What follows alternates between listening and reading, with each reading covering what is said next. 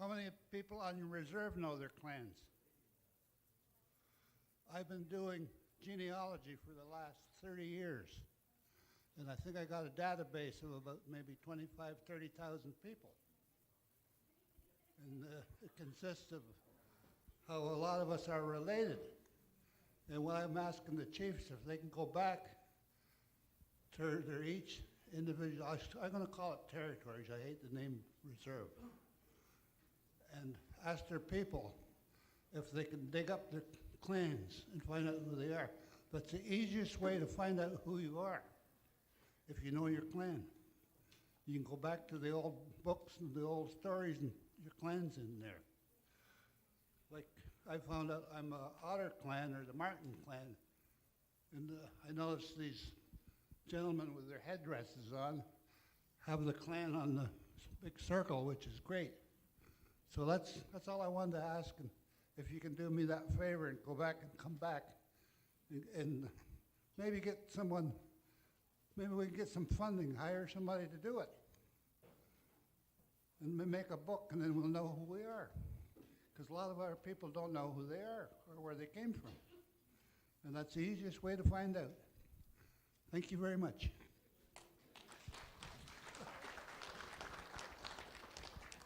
Thank you very much, Andy. Okay, moving forward the agenda. We deal with the Ontario First or Anishinaabe Nation Government Agreement Update. And that'll be presented by the GCC. So, Grand Chief. Can I get these mics on, please?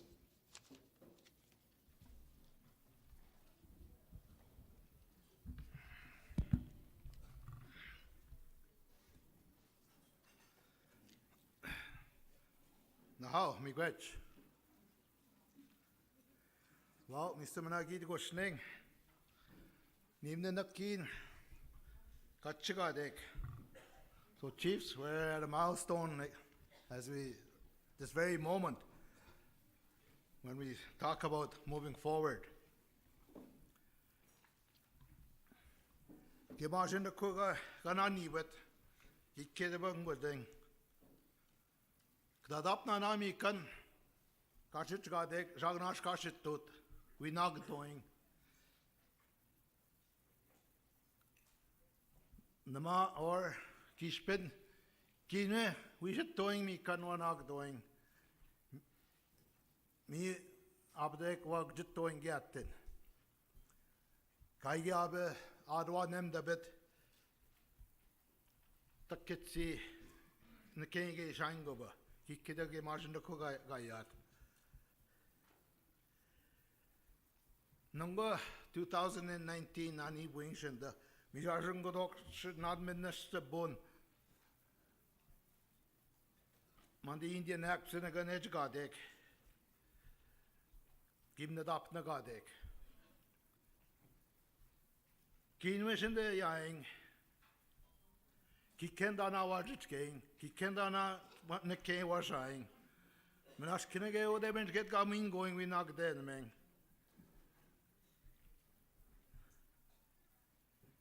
Nongo, just say me women adopt the man where knock nege when dinner, we kidding, we need on seeing and buying.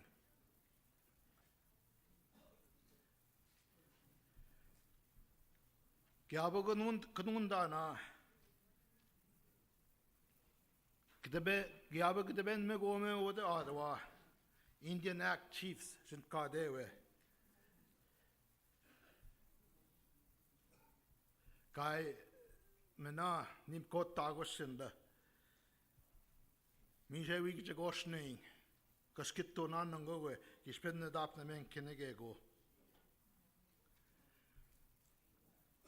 This Anishinaabe Nation Declaration continues to guide our journey along the path that was created many years ago. This declaration is still relevant today. To quote a former Grand Council Chief, says, we can choose to go down the road mapped out for us by Canada, or we can begin clearing our own path that will take us beyond the Indian Act and Canada's imposed legal constraints. This is 2019. For 150 years now, the Indian Act has been our unfortunate reality.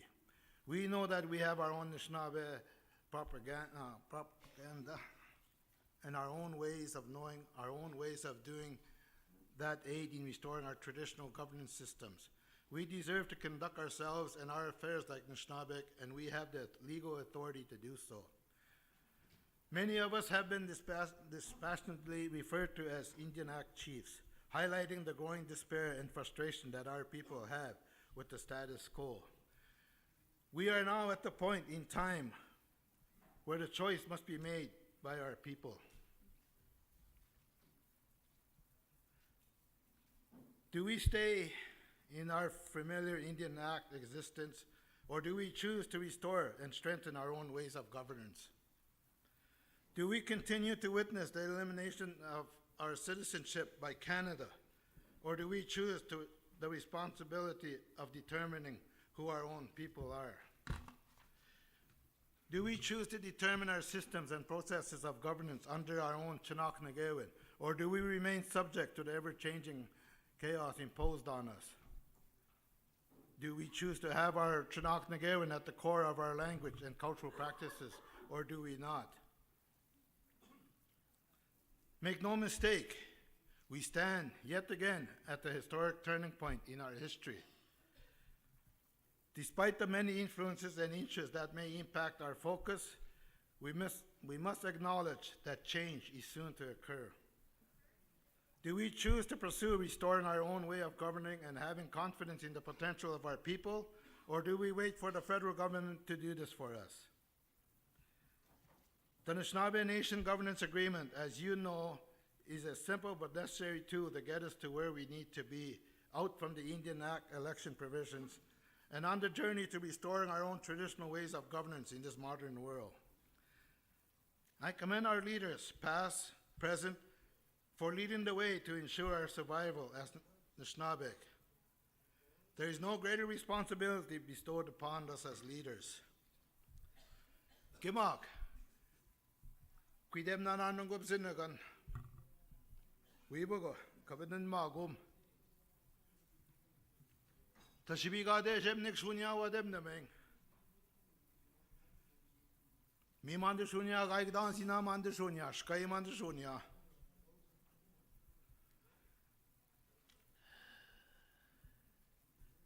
Chiefs, you're going to be handed some envelopes in a few minutes.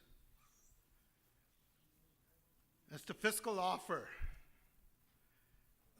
All us chiefs, I guess, have been waiting for the actual figure. Well, we have that for us here today.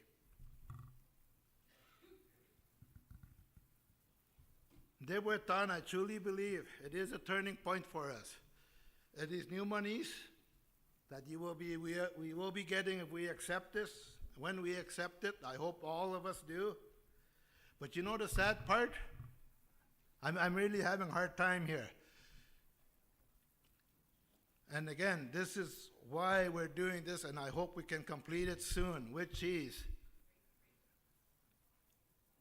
only 39 of us is going to get it. Our friends, our families, brothers and sisters of Namagusasagan is not recognized by the department. We recognize Namagus. I was here, we were here, we got a resolution to that effect. They are one of us, they are part of us. So I ask when we leave here, this is what we're talking about, creating our own governance, and who we have to say who belongs in our circle, in our family, and Namagus certainly belongs here. And I certainly believe we owe them an envelope. She's here with us now. We have a proxy here from Namagus. She should be sitting with us when we get that envelope. So the choice we make, if we all accept this, I ask all of us to go to bat for Namagus. I know we've been there, but we have to try stronger now because we're moving. We would like to see Namagus move with us. So I invite Namagus to sit with us today. I want to assure your community that all of us are behind you to go to bat, to tell the minister Come on, they're one of us. They've been accepted. And as what we're doing here and what you're supporting now, Namagusi is one of us. We make that law, we'll make that law here, that they're number 40. Migenie wussen man ng gusenda gemak. Chamatraing shinda kinanim dana. Miigwech. Thank you.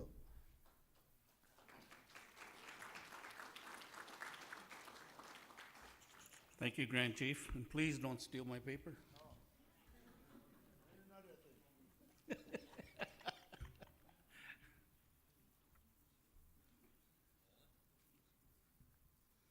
Okay, moving forward, fiscal agreement update.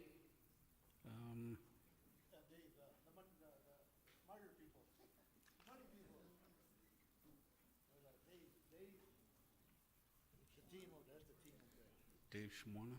Right behind you here, Dave Shawanda Yeah. and our legal team up there. All yours. Bonjour.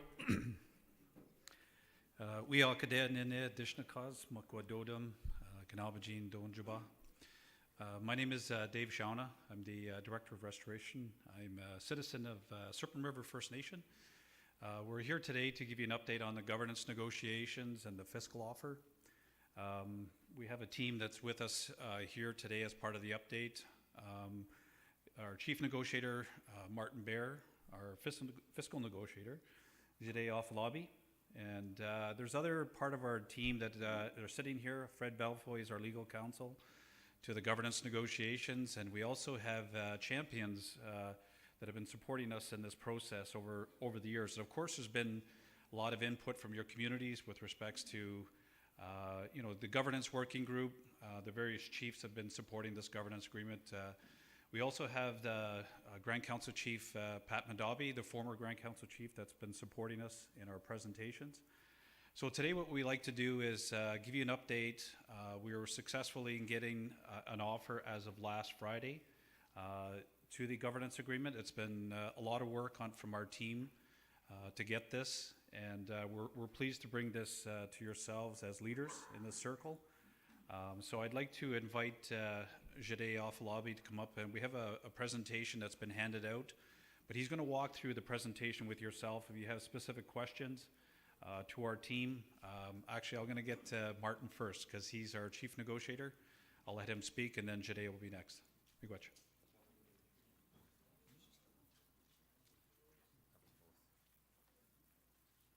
Okay, just by way of clarification, what we've done is we've combined both of the presentations on the fiscal, or the Anishinaabe Nation Governance Agreement and the fiscal offer, because I've done presentations like this now for the last 20 years, so I didn't bother going through all of the details of the governance agreement. I'll touch on it briefly.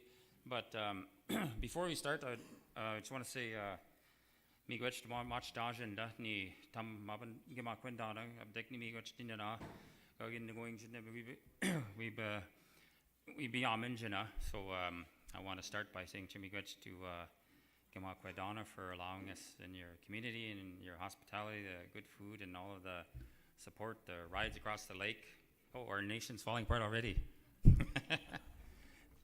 Anyway, so yeah, chimiigwech minoshni kweok jebaga nadmageok, the drumming, the women's drummers this morning that helped out. Say chimiigwech and thank you for them as well. Minoshni shkike mambet temgachich sucking ni say miigwech to for giving our Creator giving us our medicines to remind us of our teachings. Minoshke mandanim tik shkitik gajich kadek to say miigwech and acknowledge our new staff here. I think that's a really real nice symbol of our Anishinaabe culture. Minoshni panindiwam dan ni pikweshkade mananiking. We when we gather like this at our Grand Council, I always like to take time to recognize those in the past that have served the office of our Grand Council Chief, because I think sometimes we forget that, regardless of what, their policies might have been at the time, I think it's still a big honor to recognize those that have served as our past Grand Council Chiefs. So I know we have 3 of our past Grand Council Chiefs here today, and I want to acknowledge Earl Commanda, who served as one of our Grand Council chiefs, and miigwech, Earl, for your great service. Minoshke Maban Joe, he also served as our past Grand Council chief, and acknowledge Joe. And then last but not least, our most recent past Grand Council chief, Patrick Madabi, as well, for being here. So I think we're real blessed and honored to have our past leaders. And then one other person I just want to mention, because as we get closer to the 75th anniversary of the D-Day invasion on Thursday, I wanted to also acknowledge one of our own that paid the highest sacrifice, and that's Abishat Wediyat, Joe Endanawas. His grandfather's buried and overseas, and he only recently got to see his grandfather during an expedition with the Anishinaabeg Nation. So I think it's important to acknowledge veterans like Joe and his grandfather, who paid the ultimate sacrifice and died and is buried overseas, as we get closer to the D-Day remembrance ceremonies. So, miigwech. So now what I'll do is get started in the presentation, and hopefully it's gonna, okay, so I'll just click this. So tam ni wabadam agenda is, again, not going into a lot of details on the Anishinaabeg Nation Governance Agreement, but as you know, Chigabing Jajgamandagid Badana, we've been talking about this for a number of years now, and we're at the point now where we've got an agreement on the wording. Basically, what it's about is a recognition of our lawmaking powers at the First Nation and Anishinaabeg Nation level in 4 areas, because that's the mandate we were given back in 1995. So, elections, Minoshni citizenship, language and culture, Minoshni operations of government type laws like Financial Administration Act and those kinds of laws. And then, so that's all I'll say right now about the governance agreement, because, we're pressed for time, and we want to focus more on the fiscal offer, Minoshni, the Anishinaabeg Nation fiscal agreement. So our governance agreement always was put together with an understanding there'd be a Anishinaabeg Nation fiscal agreement that comes with it, and that was always designed to make sure that our First Nations have, better levels of funding to do the kinds of governance, functions that really all governments do. And so we wanted to make sure we got adequate funding for that. Maybe before I forget, before I move on, I just want to also acknowledge, I know Dave talked about this, but also really it would be remiss on my part if I didn't take the time to acknowledge all of the hard work of the staff, all of the communications folks over there, people that have helped me over the past 20-some years, people like Lisa was still back there, Mary Stock more recently, Adrian was part of our team at one time, Tracy Armstrong and Nadine Payette, and so many others. We can't forget Andrew Arnott as well. He was helping us in the fiscal work in years past, and Esther Gilbank, who's not here, and many, many others who help make these kinds of gatherings possible, and also who help ensure that we come into a First Nation community, that the materials are ready, and they've already taken the time and work to book the meetings. And so I just wanted to make sure I said Chimigach for all of that help, all the help they've given us over the years as well, because that's a lot of work, and I really appreciate that. So Chimigach. So back to the program here. So we've been pushing the government hard on making sure we get good fiscal offers and good funding for our communities, and especially and for the governance functions that are part of the governance agreement. And and so we've been at this a long time, and we had to make a couple of decisions along the way, I think, because and one of them was to really reject the offer that the government gave us in 2012.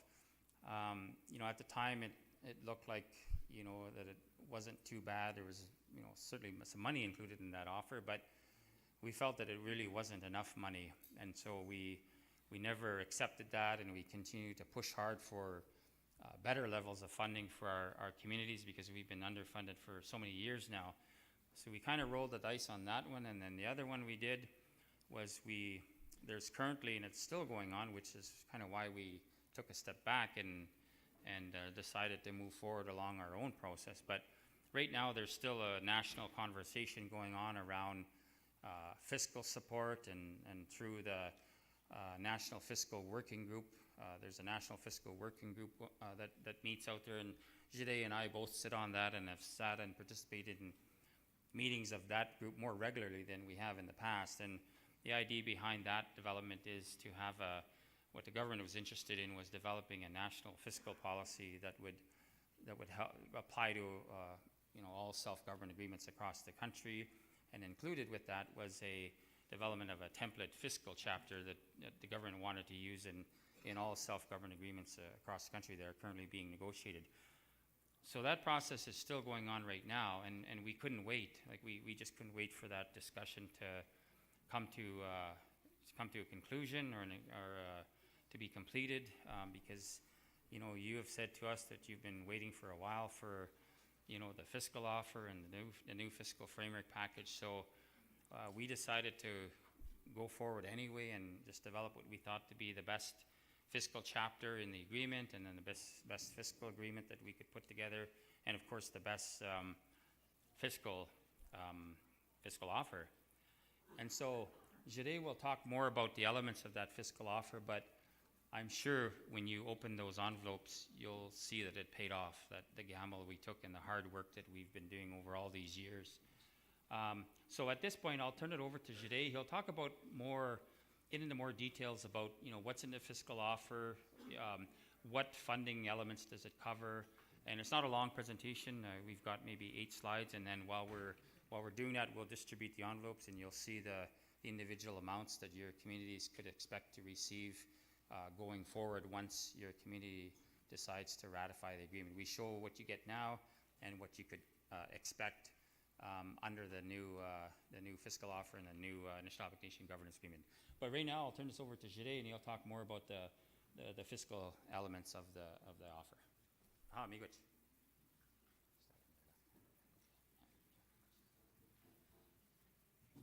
Okay, Ani. So, as Marty indicated, a number of steps were taken, a number of negotiation strategies, I guess you could call them, were used to get us to this point where we are today. So this has been a long time in the making. I'm going to dive right into the fiscal offer. There are really 2 main parts to it, but you can call it 3 parts. The third part is just for the future, for whatever Grand Council indicates they want to tackle next in terms of self-government. That's a third element there at the bottom. So there's no funding attached right now. It's just an indication of whenever it is you decide to proceed with it, that is going to also come with funding increases, whether that be health or justice or whatever else the self-government jurisdiction is you want to pursue. So the amounts attached are really for governance, so what this agreement is about, as well as your transitional funding. So governance is, in terms of jurisdiction, we all know what that is. In terms of funding for it from Canada, that has historically been your band support funding and the governance portion of the band employee benefits. So those 2 parts, the biggest part of it is band support funding. And as the envelopes are being passed around, if they get to you, you can go ahead and just simply open them. I'll keep carrying on. If I get a specific question, I'll step at that time. So you have those 2 parts, and of course, historically, they've been very underfunded.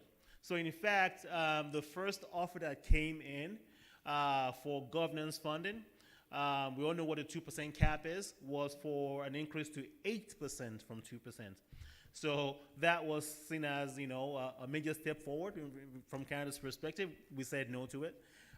So that's gotten us to where we are today. So now what we're looking at instead is a funding increase that is a lot more substantial.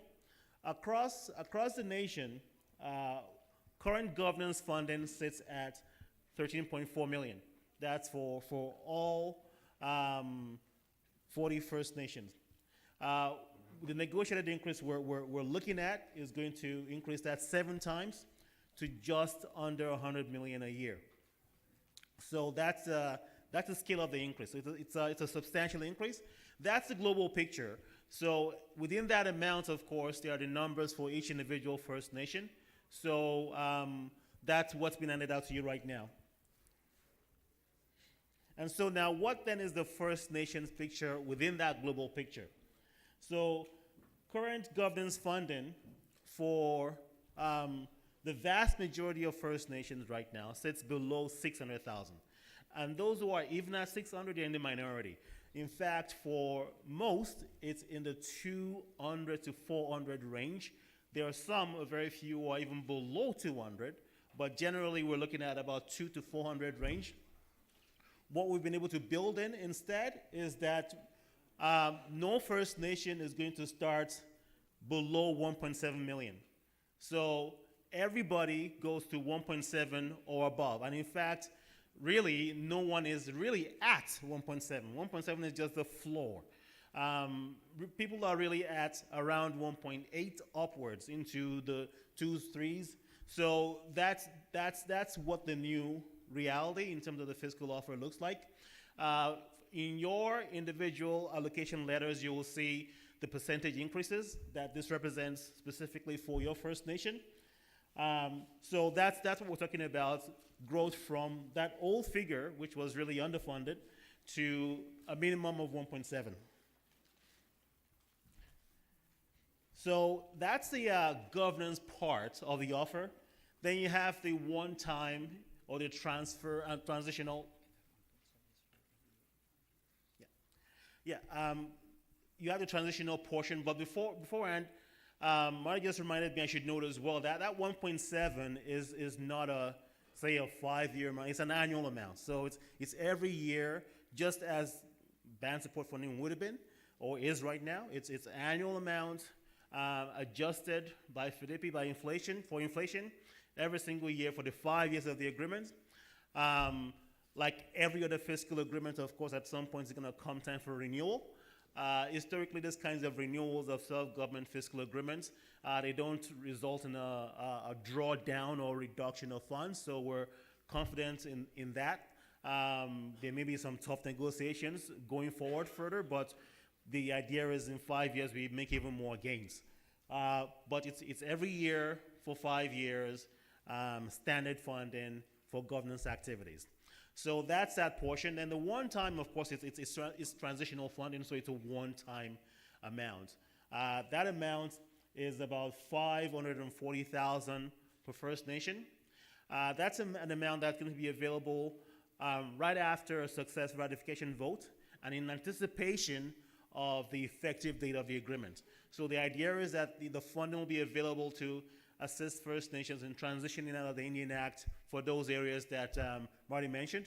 There will be for things like developing laws, core laws that are in the agreement in terms of development for development. Funding is available for that. Setting up governance systems, that could be new computer type systems that make governance an easier thing to implement on the ground with the tools on the ground to actually do it better. Communication and consultations with members or citizens, as well as any training that's required. And any other things that you feel as a First Nation is important to put in place in anticipation of the effective date. That's what the 540 is for, that's one time. So what does this all mean? In terms of just scale or size, the kind of funding that we're going to is one where you'd be hard pressed to go over, say, 60 million over 5 years across the Anishinaabe Nation to where we're now looking at around $500 million over 5 years. So that's in the agreement. That's really the value of this offer for governance activities is across the Anishinaabe Nation, assuming we have all First Nations ratify. We're looking at over 5 years, $500 million in funding for just this one agreement. So again, the approach that was taken a few years ago is paying off in that regard. And also because of the size of the nation, this is the largest governance fiscal offer that Canada has tabled to date. So that's also a good thing we've been able to get, is to get something of this scale and size.